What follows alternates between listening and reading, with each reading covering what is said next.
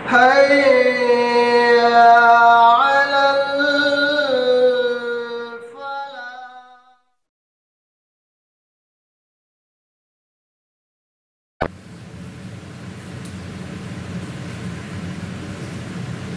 بسم الله والصلاة والسلام على رسول الله وبعد.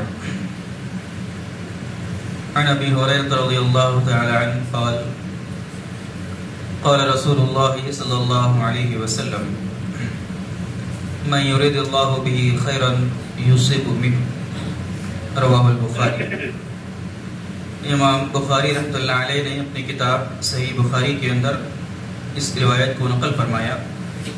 حدیث کے راوی حضرت ابو ہریرہ رضی اللہ تعالی عنہ ہیں. بیان فرماتے ہیں کہ اللہ کے رسول صلی اللہ علیہ وسلم نے ارشاد فرمایا کہ اللہ رب العالمین جس بندے کے ساتھ بھلائی اور خیر کا ارادہ کرتا ہے اس کو مصیبت میں ڈال دیتا ہے. اس روایت کے اندر نبی کریم صلی اللہ علیہ وسلم نے ایمان والوں کے لیے مومنوں کے لیے ایک خوشخبری سنائی اور کہا کہ ایمان والے کی زندگی میں اللہ کی جانب سے جو تکلیفیں جو مصیبتیں یا جو بیماریاں پریشانیاں آتی ہیں وہ دراصل اللہ رب العالمین کی جانب سے اس بندے کے لیے خیر اور بھلائی کا سبب ہوتی ہیں. اللہ کے نبی صلی اللہ علیہ وسلم نے ارشاد فرمایا کہ اللہ تعالیٰ جس کے ساتھ خیر کا اور بھلائی کا ارادہ کرتا ہے اسی کو مصائب کے اندر مشکلات کے اندر بیماریوں کے اندر اور تکلیف میں مبتلا کرتا ہے.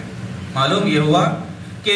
مومن بندے کی زندگی میں جو مشکلات اور پریشانیاں آتی ہیں وہ اللہ کی جانب سے اس کے لیے نعمت ثابت ہوتی ہیں اور یہ مومن ہونے کا ایک بہت بڑا فائدہ ہے. ایمان والا ہونے کا، مومن ہونے کا، مسلمان ہونے کا جہاں اس کے کئی سارے فائدے ہیں، اس کا ایک فائدہ یہ بھی ہے مومن کی زندگی میں کہ اس کی زندگی کے اندر جو بھی معاملات ہوں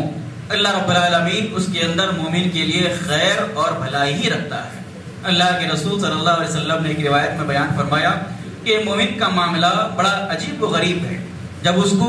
کوئی تکلیف پہنچتی ہے تو اس تکلیف کے اندر وہ صبر کرتا ہے اور اس کا صبر کرنا اس کے لیے فائدہ مند ہوتا ہے. اور اگر مومن کی زندگی میں اس کو کوئی خوشی ملتی ہے، اس پر کوئی نعمت اس کو نازل ہوتی ہے تو وہ بندہ اللہ کی وہ نعمت پا کر اس کا شکریہ ادا کرتا ہے اور اس کا شکریہ ادا کرنا یہ اس کے حق میں خیر اور بھلائی کا سبب بنتا ہے. تو جہاں ایمان لانے کے مومن بننے کے کئی سارے فائدے ہیں اس کا ایک فائدہ یہ بھی ہے کہ مومن کی زندگی کے اندر جو بھی معاملہ اللہ رب العالمین کرے وہ معاملہ مومن کے لیے خیر اور بھلائی والا معاملہ بن جاتا ہے. چاہے اس کو زندگی کے اندر خوشی ملے اس کے اندر بھی اس کے لیے خیر اور بھلائی ہے، اور اگر مومن کی زندگی میں مشکلات پریشانیاں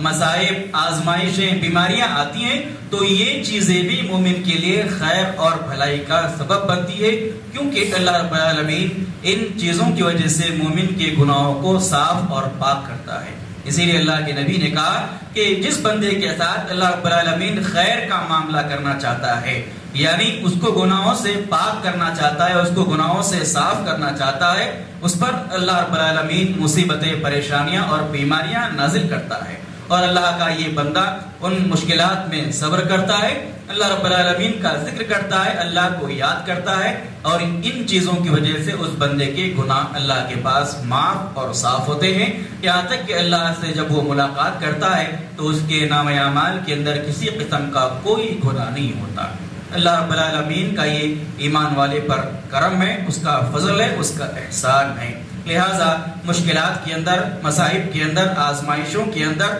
بجائے اس کے کہ ہم بے صبرے ہو جائیں اللہ رب العالمین کا اس کے اندر ذکر کریں، اللہ رب العالمین سے اپنے گناہوں کی توبہ اور اس کی استغفار کریں. اللہ رب العالمین سے دعا ہے اللہ تعالیٰ ہم تمام کو اللہ کے رسول صلی اللہ علیہ وسلم کی ان تعلیمات کو پڑھنے، سیکھنے، سمجھنے، اس پر عمل کی توفیق عطا فرمائے. آمین. سبحانک اللہم و بحمدک، اشہد ان لا الہ الا انت، استغفرک و اتوب الیک.